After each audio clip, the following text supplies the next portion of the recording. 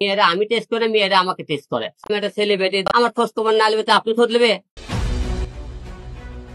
রাজধানীর হাতিরঝিল থানায় হত্যা চেষ্টা, মারধর ও ভয়ভীতি দেখানোর অভিযোগে সাবেক স্ত্রী রিয়ামনির করা মামলায় আলোচিত কন্টেন্ট ক্রিয়েটর আশরাফুল আলম ওরফে হিরো আলম ও আহসান হাবিব সেলিমের বিরুদ্ধে গ্রেফতার পরোয়ানা জারি করেছে আদালত।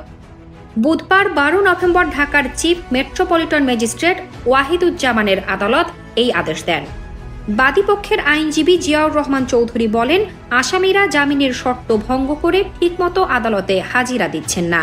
এজন্য আমরা তাদের জামিন বাতিল চেয়ে আবেদন করার পর শুনানি শেষে তাদের আদালত জামিন বাতিল করে গ্রেফতার পরোয়ানা জারির আদেশ দেন। মামলার অভিযোগ অনুযায়ী সম্প্রতি হিরো আলম ও বাদী রিয়ামনির মধ্যে মনোমালিন্য দেখা দেয়। এরপর হিরো আলম বাদীকে তালাক দিয়ে বাসা থেকে বের করে দেন।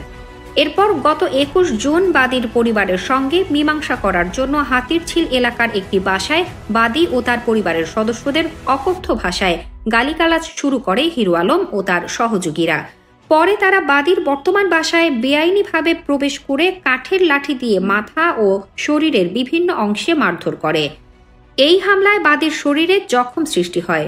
এ সময় তার গলায় থাকা 1.5 ভরি ওজনের স্বর্ণের চেইন চুরি করে নিয়ে যায় বলেও মামলার অভিযোগে বলা হয়েছে।